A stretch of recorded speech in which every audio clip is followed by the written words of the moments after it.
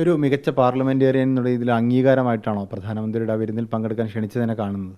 നിങ്ങൾ അങ്ങനെ ചോദ്യം ചോദിച്ച് റിപ്പോർട്ടർ ടി വിയുടെ ഹിഡൻ അജണ്ട സാധ്യമാക്കാൻ വേണ്ടി പരിശ്രമിക്കേണ്ട. ഞാനിതൊക്കെ പറഞ്ഞല്ലോ, കൃത്യമായി പറഞ്ഞല്ലോ എന്താണ്, ഏത് സാഹചര്യത്തിലാണ് പോയത് എന്നതിനെ സംബന്ധിച്ച് ഞാൻ വളരെ വ്യക്തമായി കൃത്യമായി പറഞ്ഞു. ഇന്നിപ്പോൾ സപ്ലൈകോയുടെ സാധനങ്ങൾക്ക് 35% സബ്സിഡി കുറച്ചിട്ടുണ്ട്. 50% സബ്സിഡി ഉണ്ടായിരുന്നു. സാധനങ്ങൾക്ക് വില കൂടുകയാണ്.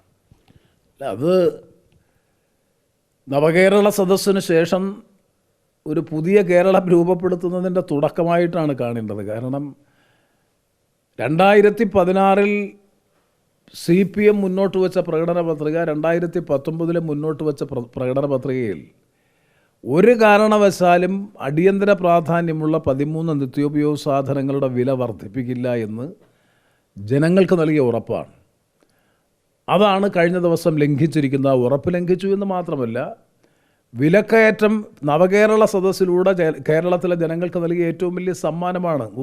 ഏതാണ്ട് 35% വരുന്ന ഇന്നലകളിൽ ലഭിച്ചുകൊണ്ടിരുന്ന സബ്സിഡി അടക്കമുള്ള ആനുകൂല്യങ്ങൾ പരിമിതപ്പെടുത്തിക്കൊണ്ടുള്ള നിലപാട്. ഇത് സാധാരണ ജനങ്ങളെ വളരെ വളരെ പ്രതികൂലമായി ബാധിക്കും. പിന്നെ നമുക്കറിയാം, മാവേലി സ്റ്റോറുകളിൽ, സിവിൽ സപ്ലൈസ് കോർപ്പറേഷൻ്റെ സ്റ്റോറുകളിൽ കഴിഞ്ഞ കുറേ കാലമായി സാധനങ്ങളെ ലഭ്യമാകാനില്ല. അതിൻ്റെ കൂട്ടത്തിൽ വിലയും കൂടി വർദ്ധിപ്പിച്ചിരിക്കുന്നു. 5000 കോടി രൂപയുടെ അധിക നികുതി ഭാരമാണ് കഴിഞ്ഞ സാമ്പത്തിക വർഷത്തിലെ ബഡ്ജറ്റിൽ ബാലഗോപാൽ ജനങ്ങളുടെ ചുമലിൽ അടിച്ചേൽപ്പിച്ചത്. അതിൻ്റെ കൂട്ടത്തിലാണ് ഈ വിലക്കയറ്റവും കൂടി. നിത്യോപയോഗ സാധനങ്ങളുടെ ജനങ്ങൾക്ക് ഒരു പരിമിതമായിട്ടെങ്കിലും ആശ്വാസം നൽകുന്ന സിവിൽ സപ്ലൈസ് കോർപ്പറേഷനിലുണ്ടായിട്ടുള്ള ഈ വിലക്കയറ്റവും. അതുകൊണ്ട് ആ വിലക്കയറ്റം വലിയ തോതിൽ ജനങ്ങളെ ബാധിക്കും.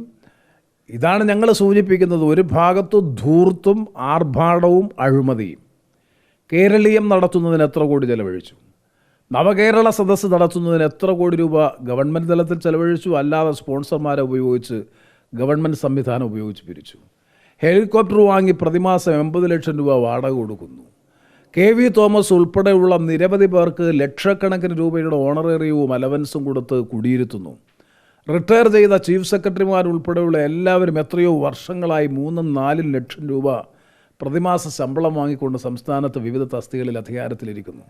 പാർട്ടി സഖാക്കളും പാർട്ടി നേതാക്കൾക്കും പുതിയ പുതിയ ഹരിത കമ്മീഷൻ, പലതരത്തിലുള്ള കമ്മീഷനുകൾ ഉണ്ടാക്കി അവരെയൊക്കെ കുടിയിരുത്തുന്നു.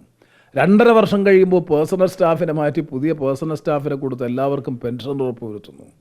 ഇതൊക്കെ ചെയ്യുന്ന ധനമാനേജ്മെൻറ്റിൻ്റെ പിടിപ്പുകേടല്ലേ സത്യത്തിൽ സംസ്ഥാനം അനുഭവിക്കേണ്ടി വരുന്ന ഈ ദുരിതത്തിന് പ്രധാനപ്പെട്ട കാരണം? അപ്പോൾ ഒരു ഭാഗത്ത് ധൂർത്തും ആർഭാടവും നടത്തി ഖജനാവ് കൊള്ളയടിക്കുക അല്ലെങ്കിൽ ധൂർത്തടിക്കുക, മറുഭാഗത്ത് സാധാരണ ജനങ്ങളുടെ മേൽ അധിക നികുതി ഭാരം അടിച്ചേൽപ്പിക്കുക, വിലക്കയറ്റം അടിച്ചേൽപ്പിക്കുക എന്ന സമീപനമാണ് ഈ ഗവൺമെൻറ്. അതിനെയാണ് ഞങ്ങൾ തുറന്നെതിർക്കുന്നത്. അതിപ്പോൾ കൂടുതൽ വ്യക്തമായിരിക്കുന്നു. വിലക്കയറ്റം കൂടുതൽ വലിയ തോതിൽ വരും. പെൻഷൻ കൊടുക്കുക 6 മാസത്തെ പെൻഷൻ കുടിശ്ശികയായി. ഇപ്പോൾ 2 മാസം കൊടുക്കാൻ വേണ്ടി സഹകരണ ബാങ്കുകളെ സമീപിക്കുകയാണ്.